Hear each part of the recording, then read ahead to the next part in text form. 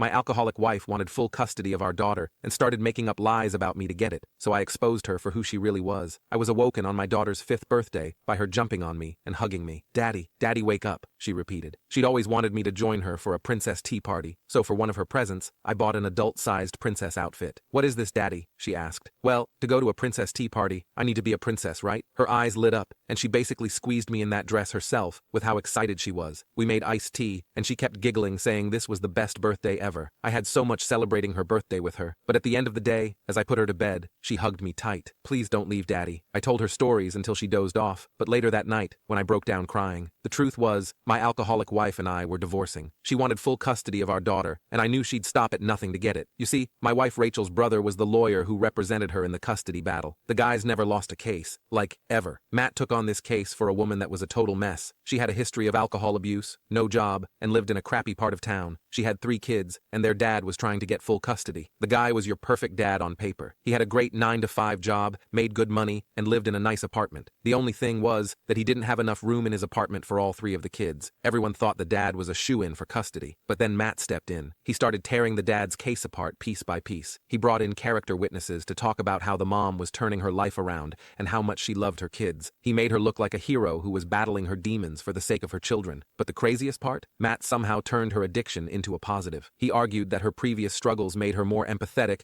and determined to protect her kids from going down the same path. He convinced the court that the mom's tough life made her a stronger and more loving parent. Despite all odds, Matt won the case. The mom got custody of the kids. Knowing all this, I was terrified. If Matt could win a case like that, what chance did I have? But I knew I had to fight for my daughter Lily, no matter how good Matt was. During the court proceedings, Rachel lied through her teeth. She said I was drunk all the time and couldn't take care of Lily. Meanwhile, Rachel was the one with the drinking problem. She spun this whole story about me being this irresponsible, stumbling drunk. Then, she accused me of mistreating her throughout our marriage. She told the court that I was verbally abusive and that I made her life miserable. None of it was true, but she had this sob story all lined up, complete with fake tears and everything. She painted herself as the victim. Rachel even went so far as to say that I neglected Lily. She made it sound like I was some negligent, careless father who couldn't be bothered to take care of his own kid. The worst part was Matt backing her up. He twisted every piece of evidence and every bit of testimony to make me look bad. He brought in so-called witnesses who claimed they saw me drunk or heard me, but her testimony was needed. We were sitting in the courtroom, and Lily was called to the stand. After the judge asked her a few questions, it was time for her to speak. Lily said, I love my daddy so much. He's the best daddy in the whole world. He makes me good food every day. He reads bedtime stories every night. I want to stay with daddy. When the judge asked about her mother, she said, Mommy loves me too, but she doesn't like to play dolls with me. She sleeps a lot, and I can't wake her up. And sometimes she gets mad and yells, but daddy never yells. Lily's innocence and honesty were heartbreaking. She didn't understand all the legal stuff, but she knew what it felt like to be cared for and loved. Her testimony was simple, but incredibly powerful. As Lily left the stand and came back to sit with me, I hugged her tightly and told her how proud I was of her. Her words had cut through all the lies. This was something that Matt couldn't fake. It was a turning point in the case, and it gave me hope. The judge took everything into consideration, including Rachel's behavior in court and Lily's testimony. Meanwhile, Rachel's desperation led her to more extreme measures. She faked injuries and claimed I was the one who injured her, but her lies started to unravel when inconsistencies in her stories were exposed. My lawyer played the recordings I had made of my phone calls with Rachel. In these recordings, Rachel's true nature came out. You could hear her slurring her words, yelling irrationally, and making threats. The real kicker was when my lawyer showed the photos and videos of Rachel showing up drunk to supervised visits. There she was, in front of the whole court, stumbling and incoherent. She played the video in its entirety. I looked at Rachel while she watched herself cause a scene. She sunk down and tried to make herself appear smaller. Rachel's face went pale as the evidence was laid out. She tried to interrupt and explain away the recordings and the photos, but it was clear to everyone in the courtroom that her facade was cracking. The final blow came when my lawyer called one of Rachel's own friends to the stand. This friend reluctantly admitted that Rachel had a serious drinking problem and had often confided in her about how she felt bad at times for manipulating the court case. She even mentioned how Rachel had laughed about turning my own parents against me. The courtroom was silent as the weight of this testimony sank in. Rachel's lawyer, her brother Matt, looked visibly flustered for the first time. He tried to regain control, but the damage was done. The judge looked at Rachel with disapproval. Rachel started to lash out. She made desperate attempts to deny the evidence, but her stories were too inconsistent. She kept getting caught up in lies. She claimed the recordings were fake and that the photos were staged, but her points were weak and desperate. The judge took a moment and said that the evidence presented had shown a pattern of instability